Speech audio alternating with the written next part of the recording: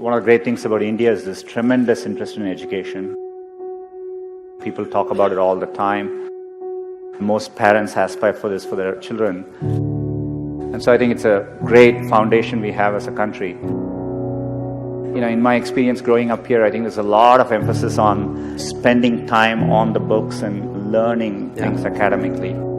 I think there's a lot of pressure to follow set lanes throughout your career. You're in high school, you're thinking about college. A lot of times when I was younger, people would say, this person didn't get into this college or something, and that's the end of the road. I mean, life is so different from that.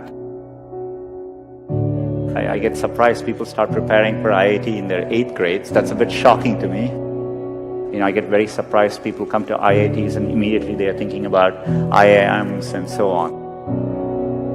The US, for example, most students don't choose their majors till their final year. So people explore different things and find what they're really passionate about. The way I dealt with these things was try and feel what I really enjoy doing and pursue that. I would do what feels something like you like spending time on. I would use that as a yardstick and not feel the pressure to do what others are telling you to do. I've always wanted to work on computing, build computing products. The thing which still keeps me going is the desire to build products which will be used by billions of users and makes a difference for them. And that's what I've been focused on. It doesn't need to be even in engineering. There are many, many different ways, and you'll see this later in life. People do well from all walks of life. I think education needs to evolve and change just like with everything else. Getting into an elite institution doesn't guarantee success. It matters a lot, but it doesn't guarantee success. I would like to see people value creativity, value experience of doing things, taking risks. It is important to be well-rounded. I would encourage people to try different things, take some risks, follow their passions a little bit more, enjoy what you're doing. And what matters most is loving what you're doing and trying to do well at it. So I think if you follow your heart and do what you like, you will always do much better. It's worthwhile taking risks and trying to do something you're really excited by. And if the first attempt you don't do it, you can try again, and things tend to work out in the long run. If you work on really difficult things, you're better off because you have no competition. Others aren't working on that difficult a problem. Even if you fail, you end up doing something great in the process.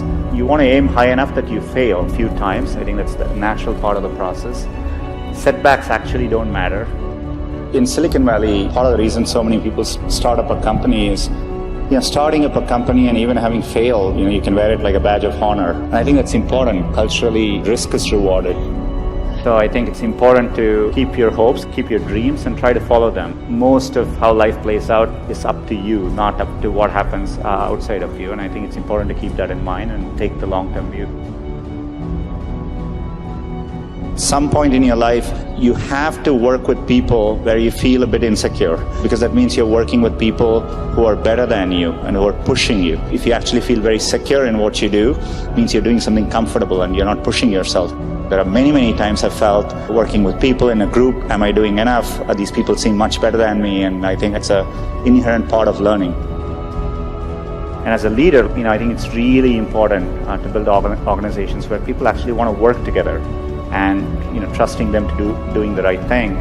And as a leader, it's less about trying to be successful and more about to make those people successful. I'm absolutely, with full certainty convinced that India will be a global player in the digital economy, and it'll be competitive with any country in the world.